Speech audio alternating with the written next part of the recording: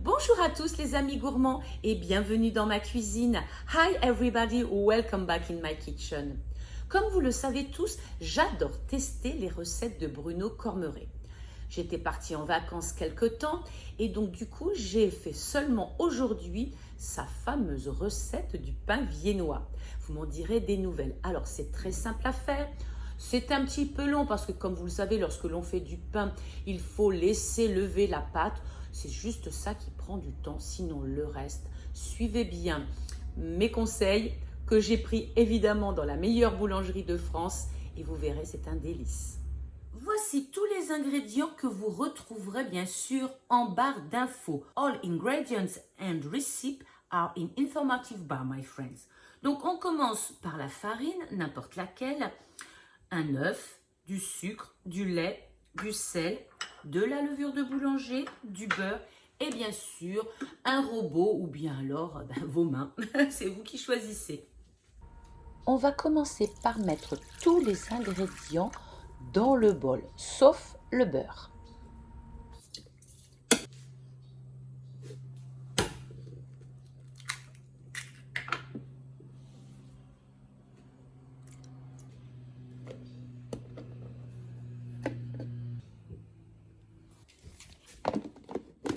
Je vais mettre mon robot en mode pétrissage environ 3 ou 4 minutes pour que l'ensemble des ingrédients soit bien homogène.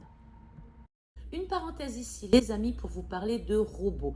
Alors, vous avez pu le voir derrière moi, j'ai deux robots qui ont le même système, qui ont des lames qui tournent et qui font pétrin, mélange, etc. Il existe comme celui de Bruno, des robots pâtissiers qui ont un pétrin, qui ont un mélangeur spécial pour faire le pain. Donc, si vous avez ce genre de robot, vous mettez 2 à 3 minutes à vitesse 1, puis ensuite vous montez 2 minutes aussi à vitesse 2. Ensuite, vous ajoutez le beurre en pommade et là, vous remettez à tourner jusqu'à ce que la pâte se décolle facilement de la paroi. À sa sortie, on va la malaxer un petit peu, on va la mettre en forme et on va faire une jolie boule. Voilà, et maintenant, on va la mettre dans un plat que l'on va couvrir d'un film alimentaire et on va les laisser se reposer un petit peu. On va le mettre maintenant 1 heure au frigo. 1 heure plus tard, on la sort du réfrigérateur et maintenant on va un petit peu s'en occuper. Je me farine les mains pour pouvoir la sortir. La pâte est un petit peu rigide, ce qui est normal. Je vais peut-être aussi fariner mon plan de travail, très peu. Je vais donc prendre ma pâte et lui redonner un petit peu de souplesse. Je ne la malaxe pas trop et je vais maintenant la partager en 3 pâtons d'environ 200 grammes.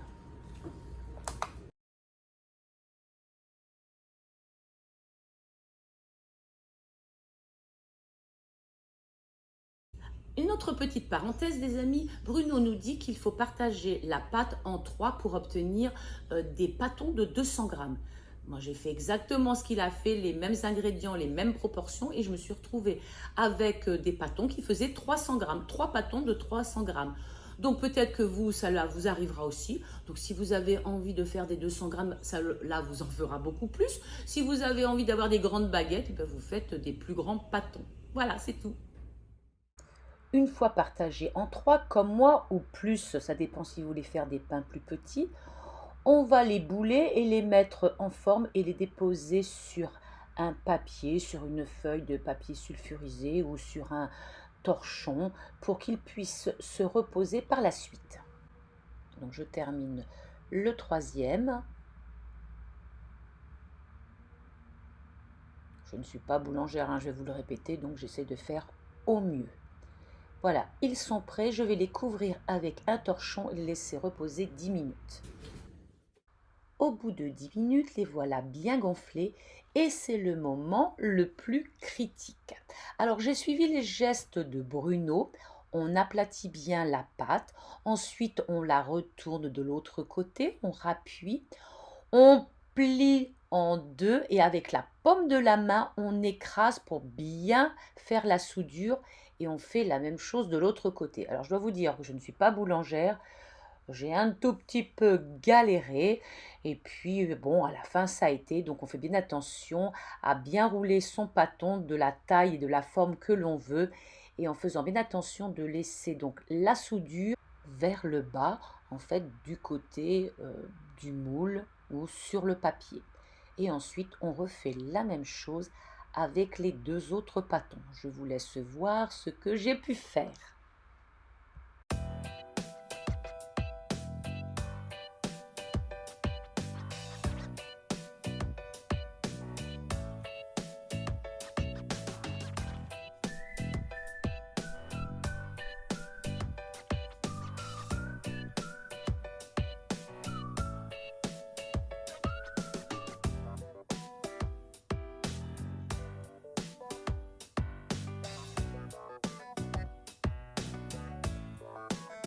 N'oubliez pas la soudure toujours en bas sur votre papier.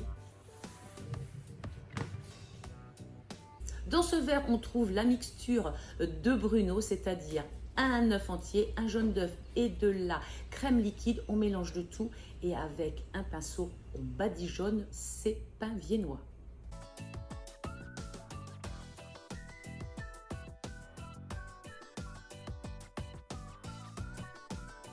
J'ai pris une lame de cutter afin de faire des entailles profondes et rapprochées sur tous les trois pains. C'est ce qui va donner la forme du pain viennois.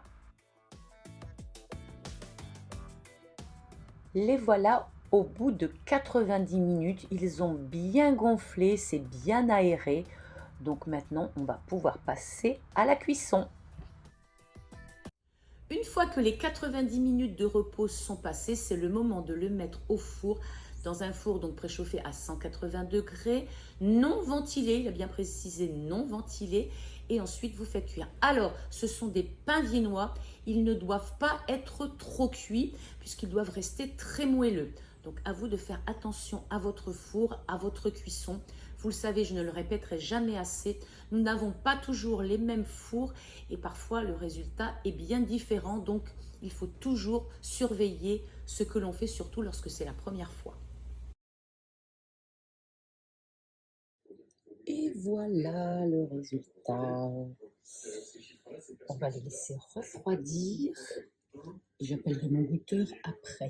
Allez, c'est parti, je vais appeler mon goûteur. Bah, mais qu'est-ce que c'est que ça?